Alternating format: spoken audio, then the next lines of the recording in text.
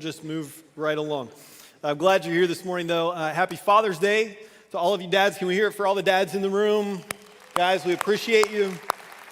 Whether you have kids or grandkids, or maybe you're a coach or a teacher or a mentor, guys, if you are investing in the next generation, what you're doing is important and it matters. And we're not only grateful for you, we want you to know that we have your back. That's part of what being a church family is all about. So I'm glad that you're here. And thanks for, I don't know if you know this, but Father's Day is usually the lowest attended Sunday in most churches across America. It's like on Mother's Day, everybody comes to church to make their mom happy. And on Father's Day, everybody goes and plays golf or they fish or they cook out or something. And so dads, thanks for being here. Thanks for getting here. Even if your kids aren't with you today, thanks for modeling that being connected to a church is a priority. That's a big deal. Today's a great day. We've got a lot of cool stuff going on all over this place. If you're watching from somewhere else, you're really missing out. You should have been here. Sorry for your luck wherever you are right now, unless you're on the beach. I have a friend who's watching from the Outer Banks right now, and you did it right. Everybody else, I'm glad you're here today because we have a cookout going out on the front sidewalk, so make sure you get something to eat on your way out. How many of you were late getting into church today because you already stopped and got yourself a little bit of food? I saw some of you out there. Well, I'm glad you made it in for this. We're in week 3 of our series called Breaking Through. We're going through the book of Exodus all summer long, and we're tracking with the Hebrew people, God's people, from slavery in Egypt to freedom in the Promised Land. So you can catch up online on YouTube, or you can go to firstchristian.com/sermons, but I'll just catch you up really quickly if you missed the last couple of weeks.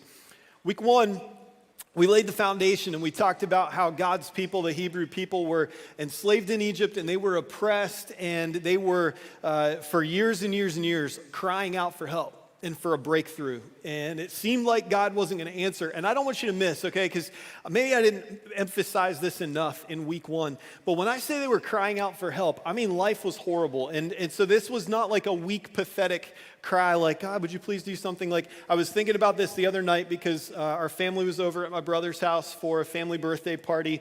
And our 2 girls, Ellie and Grace, Ellie's 6 and Grace is 3, and they have this little cousin named Lucy. They were on the swing set. And Ellie and Lucy are a little older, so they were swinging on the normal swings, but Grace, is pretty small. So she was in this baby swing that you had to pick her up and kind of set her down in, right? And so she was swinging, and one of her other cousins was pushing her. Well, at some point, they all decided they were done on the swing set, and they left. And a few minutes later, I don't really know how long, because I'm a good dad. I don't know how long it was, but we realized Grace isn't around. Where's Grace? And so I go looking for her, and I find her in the baby swing, all alone, and she's like this. She's like, just lean back, and she's, I kid you not, she's going, help me. It was really sad. But anyway, but we're good parents, so we didn't know that. That's not how people were crying out for help, though. I mean, life was really, really bad. This wasn't like, oh, man, I sure wish God would, do something. They were begging and pleading every single day because not only were they enslaved and not only was life terrible, but it even got to the point where all the baby boys were being killed because they were trying to slow the population from growing. I mean, horrible, genocidal, tragic things happening.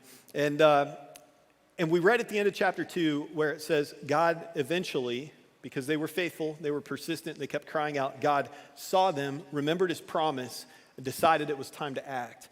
And what we learned that first week was when we pray, God hears us. Our prayers matter. They move the needle. And so we need to be faithful in praying, crying out to God when we need him to show up, when we need a breakthrough. Keep persevering, keep pressing on.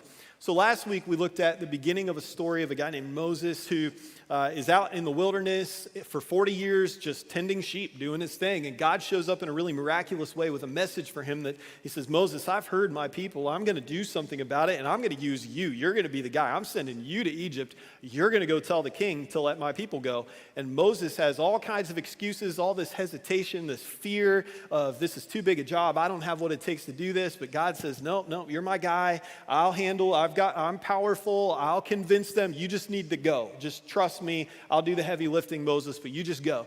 And eventually, I'm not going to say he felt good about it, but Moses gives in. So he agrees to go after God says, I'll send your brother with you. It's like now he's got a sidekick, God says, you guys go and tell the king to let my people go. Now, here's what I always wondered. What happened when the fire in the bush went out? And now here's Moses alone in the wilderness with all these sheep wondering, what now? I don't know what the next few days were like, but I'm going to just speculate that Moses was processing a lot and probably more than ever just feeling overwhelmed with the fear or the hesitation or how in the world is this going to work? How am I going to do this? I tried to tell God I don't have what it takes. I'm not the guy. He wouldn't listen. Now what, right? That's a big deal for us to kind of put ourselves in the headspace for what we're going to look at today because listen, if you've ever felt overwhelmed by anything in your life, whatever it is, it might be something in your career or something at school or something in your friend group. For me, I'll tell you one of the times I felt most overwhelmed in my life was standing in the delivery room the first time they put my child in my hands, and I'm looking at her and thinking, what am I going to do with this kid? I could screw this up so bad. And it is like, dads, some of you know what I'm talking about. It's an overwhelming feeling because you're like, I don't know how to be a dad. Even if you had a really good dad, then when it's on you, you're like, I don't know what I'm doing here. If you've ever felt overwhelmed by anything in a little way or in a big way, then you can relate at least a little bit to how Moses was feeling on this day when God says, all right, good enough. Stay tuned and I'll let you know what's next. And then the fire goes out and there's Moses and he's waiting. Well, eventually, Moses and Aaron go to Pharaoh and they tell him, hey, God says, let my people go. And Pharaoh says, no, I'm not going to do that. And in fact, we're going to make things worse. And so they double down. They turn up the heat on the Hebrew people. They work them even harder. They're even crueler to them. And in chapter 5, Moses has this conversation with God where he's like, God, remember all those reasons I told you I'm not the guy, I'm going to make a mess out of this situation. You need to find a better communicator or a stronger person or a better leader or something, because if you send me in there, things are just going to get all messed up. Remember that, God? That happened. Why did you send me? What are you doing? I don't understand. You said you were going to show up. You ever had that conversation with God? God, you said, and now look, this is what's happening in chapter 5. And in chapter 6, he and God are, like Moses and God are having this back and forth conversation. And God is reassuring Moses, stick to the plan. I've not bailed out on you. I've not forgotten you. Just stick to the plan. Be faithful. Trust me. This is all going to work out. And where we're going to pick up the story here in chapter 7 today, we read God reassuring Moses of his promise to him. We read God reminding him, Moses, relax. I've got a plan. It's all going to be okay. And then he begins to explain what's going to happen. It starts in verse 1 of chapter 7. Then the Lord said to Moses, pay close attention to this. I'll make you seem like God to Pharaoh. Remember that phrase. I will make you seem like God to Pharaoh. And your brother Aaron will be your prophet. Tell Aaron everything I command you, and Aaron must command Pharaoh to let the people of Israel leave his country. But I will, now this is where Moses says, I'm sorry, what? Because God says, I will make Pharaoh's heart stubborn, so I can multiply my miraculous signs and wonders in the land of Egypt. Here's what Moses hears. God, you want me to go in there and you want me to tell the king to let your people go. That's risky enough. And now you're telling me you're going to make him more stubborn. You're going to make him say no. You're sending me into an impossible situation. You're stacking the deck against me and you want me to trust you? God says, I'm going to make him stubborn, so that I can multiply my miraculous signs and wonders in the land of Egypt. Even then, Pharaoh will refuse to listen to you. So I will bring down my fist on Egypt, and then I will rescue my forces, my people, the Israelites, from the land of Egypt with great acts of judgment. When I raise my powerful hand and I bring out the Israelites, the Egyptians will know that I am the Lord. So Moses and Aaron did just as the Lord had commanded them. Moses was 80 years old. And Aaron was 83 when they made their demands to Pharaoh. So a couple things about these guys. Number one, they're getting up there in years. Moses has been in the wilderness for 40 years tending sheep. He's just a normal guy working a blue-collar job, trying to put food on the table. He's not a superhero. Aaron's not a superhero. They don't have superpowers. They're not powerful by worldly standards. They're not wealthy. They don't have much to offer. They're both thinking, why me? We need to know this because it is so easy for us to read stories about people like Moses. And if you grew up in church or if you've heard these stories, you put him on a pedestal and you think he must have been some incredible person, like this really powerful leader that's really strong. Like if you grew up watching Charlton Heston in the old movie that only played on Easter Sunday on TNT every year, but you watched it with your grandpa and he's like this, this tough guy and he's whatever. Like that was not Moses. He's just a normal dude. In fact, he was kind of a wimp. He was afraid. He tried everything he could to get out of doing what God wanted him to do. He was not this brave, tough guy. He was a normal guy. You got to know that because, man, when God calls us to something, it is more likely that we're going to say, God, that seems big. That seems like a lot. That seems overwhelming. I don't think I want to do that. I think I'm happier doing what I'm doing. Send somebody else. But God worked through Moses, not because he was something incredible, just because he made himself available. He worked through Moses not because he had all this power and all these resources or like all this talent. He just worked through him because he said, okay, God, if you think you could do something with me, then go ahead. I was talking to a good friend after first service about this out in the lobby, and we were talking about exactly that idea. Man, if you or if I were like so great and we had it all together and we could check every box and we brought so much to the table, God would not need to do something through you and me because we'd be good enough to do it ourselves. I want you to know that if God is calling you to something, you're probably just screwed up enough that he looked at you and thought, I can do something with him or I can do something with her. You're not supposed to be perfect. You're just supposed to be available. Seth said this earlier, but this is kind of the point today. God does not call the empowered. He empowers the called. And he's not going to wait till you feel qualified, but he will equip and empower and qualify you if you choose to be obedient. That choice is up to you. But he'll give you everything you need to do what he's going to ask you to do. An example that always comes to mind for me is Truett Cathy, who started Chick-fil-A. If you know anything about him, and maybe you've heard some stories about him, you've probably been to Chick-fil-A. He didn't start out with much. He'll be would have been the first guy to tell you, he wasn't like a Silicon Valley CEO kind of guy. He wasn't like a rocket scientist, brilliant guy. He wasn't flashy. He didn't come from a lot in terms of means, but he had a small business and he chose to be faithful and he led his business based on biblical principles and convictions. So they always took Sundays off. He was kind to his employees. He was really generous and he stuck to his principles and his convictions and how he led his business. And God honored that. He gave him success, increased his platform to the point where, of course, today, Chick-fil-A is not only one of the most successful business empires in the world, but Chick-fil-A is a business, a fast food business, with cultural influence. And it's because one guy chose to be faithful with what he had. Listen, you may not have much, but if you'll be faithful and obedient with what you have, God will handle the rest. He'll give you opportunities to lead and to make a difference. Just be faithful with something. And if God calls you to something difficult, he already knows about your weaknesses. He's well aware. He knows where you're capable and where you're incapable. He knows where you're talented and where you're not. He knows what you're good at, where you're strong and where you're weak. He's aware of all of that stuff. Now, I want to tell you something. It is much more likely that God is going to call you to something where maybe you're passionate and you have a little bit of ability, but not enough to lean on to get that job done. Because if you could, people would look at you and they'd think how great you are. But more than likely, God will call you to do something in some area of your life where you're not quite capable. That way, people will look at that success and they'll say, how? And then you can say, God.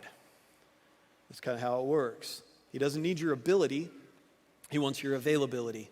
And you don't need to be confident in yourself when you're confident in the one who's with you. So let's look at what happens next in verse 8. Then the Lord said to Moses and Aaron, Pharaoh will demand, show me a miracle.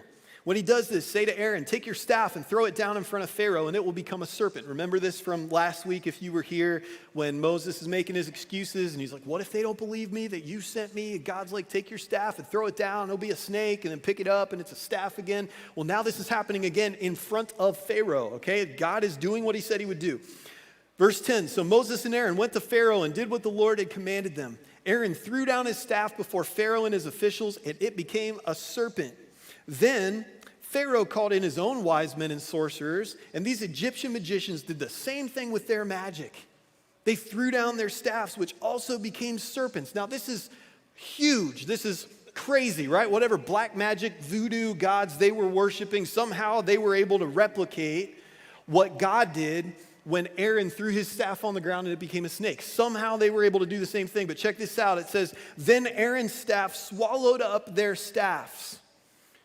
That's big. Let me tell you why. It's big because, man, God's power is greater than any earthly opposition, and we see that on full display in these verses. Pharaoh's magicians are able to imitate God's power, but they cannot fully replicate God's power because his power is greater. And evil can copy it, but it can't compete. And so you need to remember, if you are operating from the will of God in your life, he's called you to something, even if it's just he's called you to be the best dad or mom or grandparent or aunt or uncle or teacher or coach or boss or whatever employee that you can be, if you are acting out God's will in your life, acting out of his calling in your life, then whatever opposes you, systems or people or even spiritual forces, man, they can copy God's power, but it can't compete. All it can do is mimic. But God devours the competition. He possesses all the strength that we need to do what he asks us to do. And if God calls you to it, he will empower you with what you need to do it. In chapter 7, 8, and 9, we see God's power in even bigger and bigger ways. Okay, so they go to Pharaoh, let my people go. Pharaoh says, no way. And so God says, okay, I guess we're going to have to do some things to convince him. And so God begins to send these plagues on the nation of Egypt, 10 in all. And it starts kind of small and escalates from there. It starts out, I mean, this is small, okay? It starts out, the Nile River, like the biggest, most important river in their culture, just turns to blood. So I guess that's small, all right? Just turns to blood. And this is huge because not only do they drink this water from the river, but they use it to irrigate their crops. It's an agricultural society. This river turning to blood shuts the whole thing down. On top of that, there's a spiritual layer because the Egyptian people had a god named Hapi who was the god of several things, one of which was the river. So this was God showing up for Moses and Aaron to say, no, you guys think your gods are powerful, watch. Okay, so he turns the river to blood. Then that doesn't convince Pharaoh, so God sends a plague of frogs. Just imagine you walk out your front door one morning, and as far as you can see, on everything, on your car, on your garage, on your driveway, in the street, all over the place, just millions and millions of frogs everywhere. It's disgusting, right? And then what happens when those frogs start to die? They had to figure out what to do with all these millions and millions of dead frogs. And this is God's way of trying to get their attention, but that didn't do it. And so God sends a plague of gnats. And there's some debate about what that means because it could mean gnats like we have gnats. There are some people who think that word could be mosquitoes. So imagine every time you probably don't even have to go outside. They're probably in your house. You're just getting eaten alive, Some people think that word could translate lice. God sent a plague of lice. Whatever it was, it's disgusting, it's annoying, it's painful, it's horrible. Then God sends a plague of flies everywhere, just flies all over everything. None of this is working, so God decides to make things even a little more pointed. So then he sends a plague where just all the livestock, all the cattle of the Egyptian people start to die. They're just falling over in the fields. But the Egyptian people's cattle, they're fine. They're healthy, they're good. This is a big deal because in their society, wealth and power were based according to how many cattle you own, like the livestock, the size of your herds. And so this was God's way of saying, I will take everything away from you. Well, this doesn't move the needle. So then God sends this plague where they get this crazy skin irritation that becomes a rash, that becomes open boils all over their skin. It was so painful that when Moses and Aaron came back to Pharaoh after this plague, Pharaoh couldn't even have his magicians and his wizards and all these other guys come in because they were covered in boils that hurt too bad for them. They couldn't come back into the throne room. So this happens to all the Egyptian people. Again, this is God trying to get their attention. It didn't work. God sends a big storm we'll talk about in a minute. That didn't work. God sends locusts to eat up all the crops. That didn't work. God sends darkness for 3 days. The sun doesn't rise. That didn't work. Eventually, God sends a much worse plague that we're going to talk about later in the series. None of this is getting Pharaoh's attention. But this is not a surprise to God. Maybe this is blowing Moses' mind. Maybe this is blowing Aaron's mind. Like, how does he not get it, right? But God called this. Remember, in verses 4 and 5 of chapter 7, God told them, even then, and this is the then, these are the plagues, this is then, even then, Pharaoh will refuse to listen to you, so I will bring down my fist on Egypt. Why?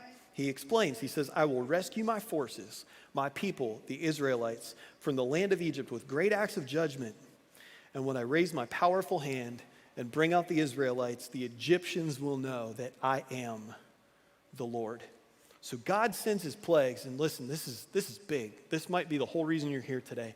God sends these plagues not out of cruelty, but in a weird way. Track with me here. He sends these plagues out of kindness. This isn't about domination, it's about revelation. He's trying to show them who he is. He's trying to let them see his power. He's trying to let them see his faithfulness to his people. He's trying to let them see that he's not going to give up on them, that he'll do anything he can to deliver them from enemy oppression. He's trying to put that on display. His power in these plagues, in these terrible things, it's also an invitation for people to see him and to know him, which is big. Because if you have ever been in a situation in your life where you have asked yourself the question, God, what are you doing? Why are you letting this happen? What's the point of this? This pain or these terrible things that are happening to me or somebody I love or in my family or whatever. God, why? If you've ever asked that question, I want to ask you to consider a very important kind of self-reflection question. It's simply this. What if the challenges that you're facing are opportunities for God to reveal his glory through your story? See, it's not fun to think about this. We don't like this part. But what if something is happening in your life so that later on, that's something that you can use as part of your story to tell to help point somebody else toward Jesus for help or healing or encouragement or correction or whatever? Like, what if God is going to use what you're going through later on to help or bless or encourage somebody else? No, that doesn't make what you're going through today any easier. It does not make it fun. It doesn't make it pleasant. It doesn't take the sting out of it. It doesn't take the pain out of it. But I just want to encourage you and remind you that sometimes the problems in our lives aren't punishment, and they're certainly never pointless. Sometimes they're opportunities for people to see the goodness and the faithfulness of God. But then here's the flip side. This is even less fun and popular, and this is the part of church you're not going to like this morning. So there's a danger in here. And that is that we would read a story like this one, and that we would read this part of the story, and we would see ourselves as Moses, when, let's be honest, sometimes, at least if you're like me, we're more like Pharaoh. Because sometimes, man, God is trying to get our attention. He's trying to say something to us, and he's doing everything that he can, and people around us are looking at us going, how do you not get it? How has he not had your attention yet? How do you not see it? But our pride is in the way.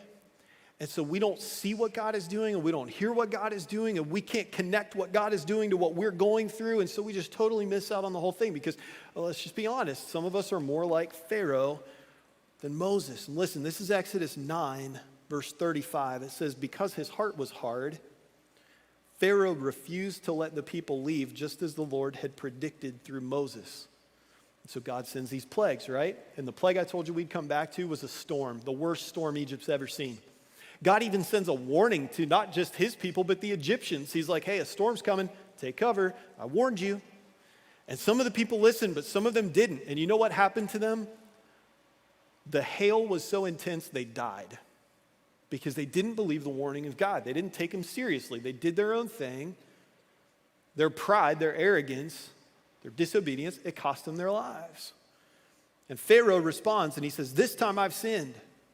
But that didn't last very long because he immediately dials that back. See, all through these plagues, it's like he'll have these moments where he'll be like, okay, you can go. And then the minute they pack up to leave, he's like, no, you can't leave. You're still slaves. You have to stay here.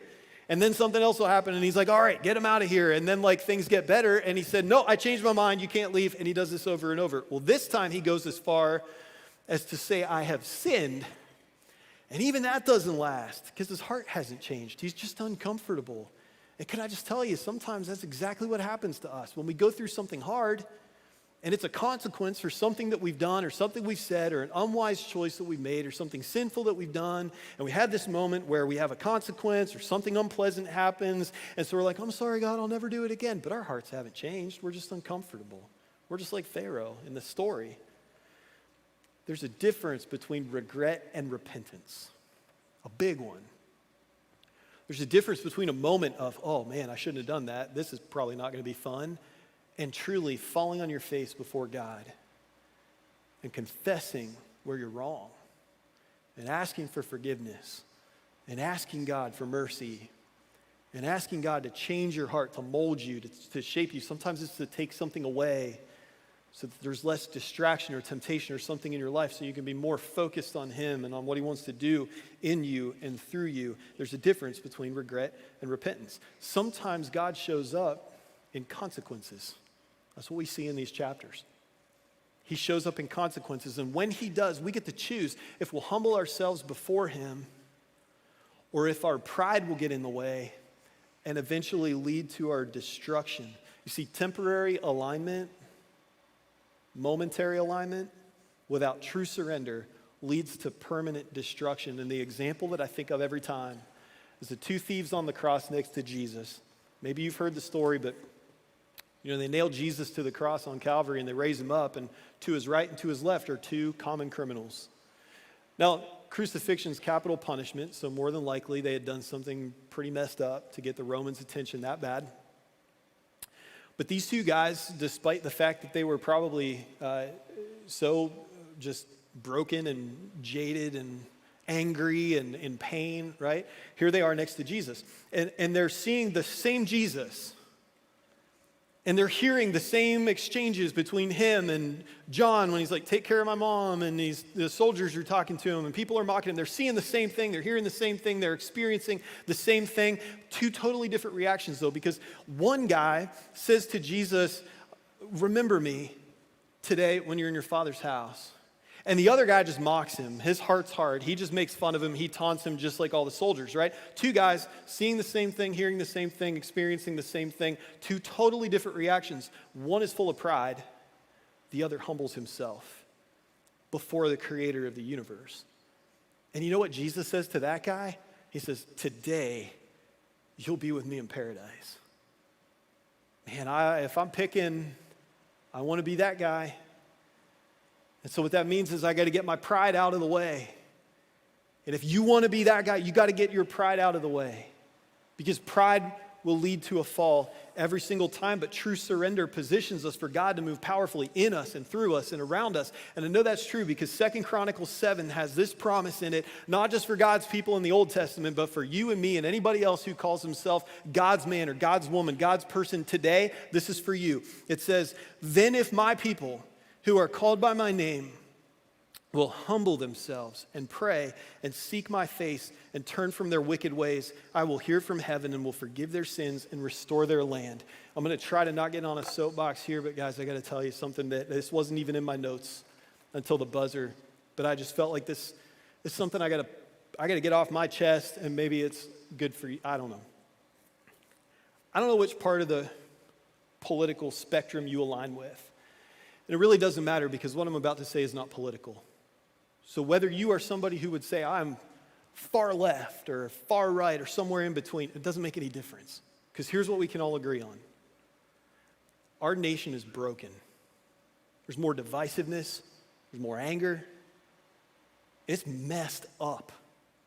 And we need healing. We need hope.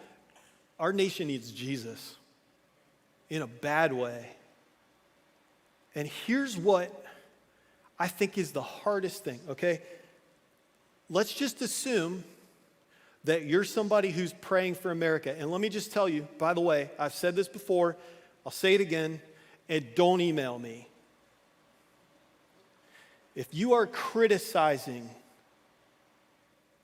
the government, the president, a senator, a congressman, your mayor, whatever, and you're not praying for him or her, you are doing it wrong.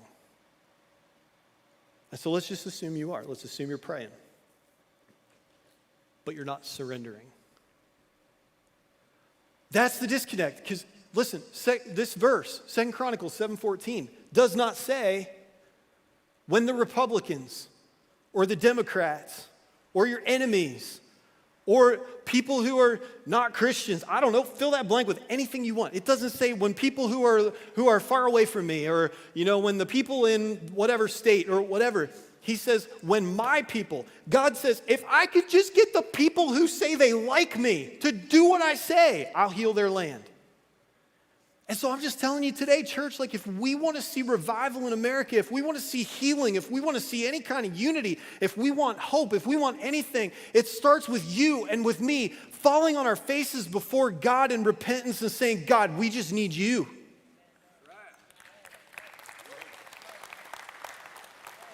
But then listen, until we do, nothing's going to change. It starts with us. It starts with surrender. That's when we'll start to make a difference. That's when the needle moves. God says, when my people fall on their face, when they call on my name, I'll hear from them, and I'll forgive their sins, and I'll restore their land. So if you want to see something change, listen, we're Moses. Today, in America, you and me, if your faith's in Jesus, you're Moses. When Jesus said in Matthew 28, go and make disciples, tell all people, baptize them, teach them to obey everything I've commanded you, that whole thing, he made you Moses. That was your burning bush moment. Now it's you, now it's me. We're plan A to carry the hope and the message of the mercy and grace of Jesus to people who need to hear it. It's on us. And so we get to decide what we're going to do with that, but it starts with surrender, and it starts with saying, okay, God, whatever you need me to do, whatever you need me to lay down, I'll do it. And so here's what we do. It's simple, but it's not easy. Number one, stop fighting for control. Stop fighting for control. See, there are things in our lives that we don't want to trust God or anybody else with. And for some of us, it's career stuff. For some of us, it's school stuff. For some of us, it's the future. For some of us, it's finances. For some of us, it's our families. And can I just be honest? Dads, this hits a lot of us harder than it hits anybody else. I don't know about you guys, but it hits me hard. Because I feel this pressure to be like a great dad. Let's just be honest, sometimes it feels like pressure to be perfect. I want to provide for my family, not just for stuff they need, but I want to give my family stuff that they want. Like I want to provide for, I feel this sometimes isolation and loneliness. I think guys, we do that. We experience that. You feel isolation and loneliness. You feel like you'll never quite measure up. You got this fear that you're going to make a mess out of something in your life. Like we feel this, right? And so what we try to do is we try to control things. We try to keep our hands around things like our kids or our marriages or our careers or whatever. We try to keep our hands around this stuff. We try to control it and dictate it. And what we need to do is surrender it. We need to put it in God's hands and say, you're smarter than me, you're wiser than me, you're better than me, and I trust you. It's really hard to do, though. It makes me think of like driving down the road with a GPS, right? You put your destination into the GPS, you like type in the address. Thank God we're over road atlases at this point, but you just put it in there and it's in your phone, you know? And so off you go. And then eventually your phone, like let's say you're going up Route 77 today after church and your phone goes, take the Arlington Road exit, but you say, no, not today. So you just keep driving. And then it does the whole rerouting thing, and then it says, okay, take the next exit. So you get off at the next one. You get to the bottom of the ramp, and your phone says, turn right. But you go, no, I think I'm going left this time. So you turn left. You drive for a little ways.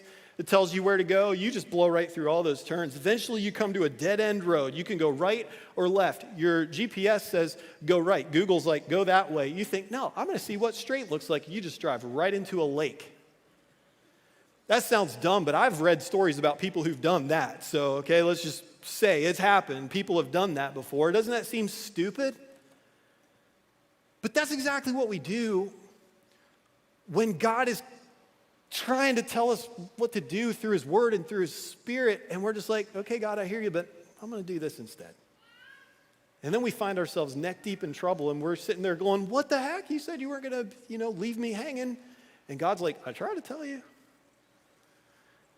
We got to stop trying to control things. We got to surrender and allow God to lead us. And maybe for you, it's identifying the thing in your life that you're trying to control and praying a simple prayer that just says something as simple as, God, I release this to you. Lead me in this, even if it's not what I would choose to do, and give me faith to trust you. Give me faith to follow you.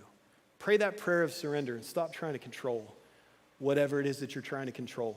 Then start listening for God's voice. There's a really powerful verse in Psalm 46 that just says, be still and know that I am God.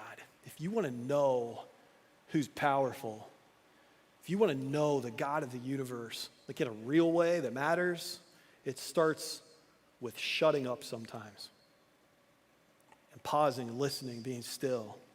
And he says, I will be honored by every nation. I will be honored throughout the world. So maybe you need to commit to a short daily rhythm, like read one chapter of your Bible a day. Take a couple of minutes and pray something. Maybe it's that prayer of surrender or something else, but start with a short daily rhythm that leads you to just stop, to be still, to know that he's God. And then just ask him, what do you want me to do? And I promise he'll tell you, and then do the next right thing. That is the fastest way to build a rhythm of obedience in your life, is just when you say, God, show me what you want me to do, and then he does, because he will, and then you just do the next right thing. It might be really small, but if you'll do that, and then you do it again, do the next right thing, and then the next right thing, and then the next right thing.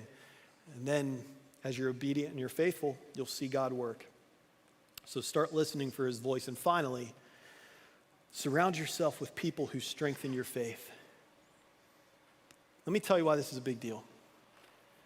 Today's the 8-year anniversary of my best friend dying from lung cancer. Every year on this day, I have a conversation with God that goes something like, I don't get it. Every year, I have the same questions that I don't know that I'll ever have answers to until maybe I get to heaven and he explains it to me. And today's gonna suck. But here's why I have hope today. And this is why it's bittersweet, but there is a sweetness to it. When we were in college, my best friend Travis met this girl, and she wouldn't date him if he wouldn't go to church with her. So I don't think he wanted anything to do with church. I mean, he did not grow up in a Christian home. I love his parents. They were not Christians in any way. I'd invite him to church, and he'd laugh at me and call me names I won't repeat to you because they're inappropriate for church. I wasn't sure what would happen with him, but then he met this girl. He wanted to date her. She said, I won't go out with you if you don't go to church with me. So he started going to church, and God started working on him. And he started hanging around her family, and God started working through him. And eventually, thank God,